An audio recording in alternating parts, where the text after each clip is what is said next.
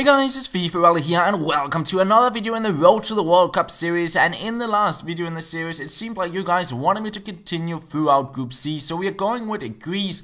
And they did score some amazing goals, but we'll get into those soon enough. Because first off, let's look at the squad. In goal we got Karnisis, and he's somewhat better than some of the keepers I used in past squads in this series. And he's a good silver keeper, but compared to goalkeepers, he's decent at best. But still an alright player in my opinion. Then we have Papadopoulos as our first centre back. He's quite fast, got good defending and heading stats. He's only 6 feet tall, which might be a bit of downside to him. And the same thing goes for Socrates, only 6 feet tall as well. So they're not the tallest, but they're quite fast. They got good jumping on them, good strength, and that kind of makes up for it in my opinion.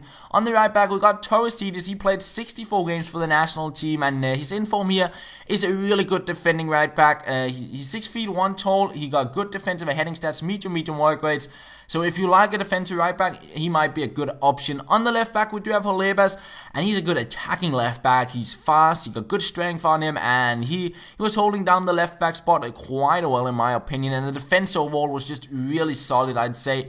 The first centre mid spot is Maniantis, good holding mid, good defensive stats on him, and he was a solid player to use there. And then we have Lazarus Christoulopoulos. I probably butchered the name quite a bit, and I'm just gonna go with Lazarus because it's way easier to pronounce.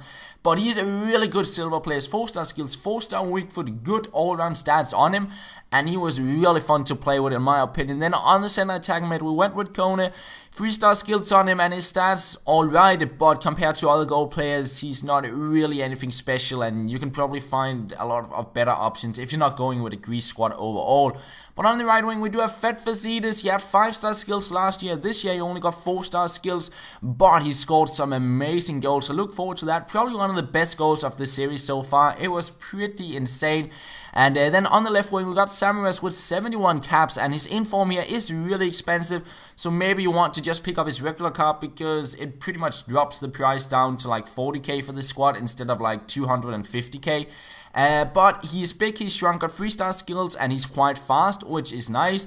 But I would prefer a 4-star skiller on the left wing over him. But still a solid player to use. And on the striker spot, we have the inform Mitroglou, and he's not very quick. He got kind of a bad touch on him, but he's good on headers, he's big, he's strong, and his shooting with the left foot is just stupid. 86 shooting, you can definitely feel he got a good shot on him. Then we got a Papadopoulos as a centre back substitute, and he actually played 36 games for the national team, and he's quite tall as well, so a good option to put in on the centre back spots as well. We got a left back and a right back there with a bit of pace on them, who are quite good substitutes as well. Karagun is the captain for the national team, and he played a bunch of games for the national team, but ultimate team wise, he's not exactly the best, and that's the reason why I didn't use him in the starting 11. But still, I used him for a few games. He got a good shot on him and some solid stats, but as I said, ultimate team wise, he might not be the best. Right wing, we do have Mavrias, and he actually felt really good to play with. Got good dribbling, he's quite fast, but only 3-star skills, making FifaRalle a little bit more fun to play with over him. Katidis, a center attack mid substitute, and he got 4-star skills on him, but he was not really that outstanding and not that great on the ball. But he's an option you can go with if you do not want to play with Kone. And finally, we do have Salpingidis, and he played 73 games for the national team. He's fast, got a decent shot on him, and some decent dribbling as well. And he was a good option to replace Mitroglou with when you need a bit of pace on the top. But let's move into the gameplay. First goal is from Lazarus, a nice little dribble on there to get a goal for himself. But apart from that, it was mainly FifaRalle, Samaras, and Mitroglou to get the goals in this squad. But if we are to talk about the squad overall, I'd say the defense was really solid. They seem to hold down everything quite well. Good defensive stats on most players and good work rates as well. However, their attack might not be the best. At least I felt Mitroglou sometimes were just way too slow to turn and dribble with and get away with. You could not play a through ball on him because he would get caught up quite fast.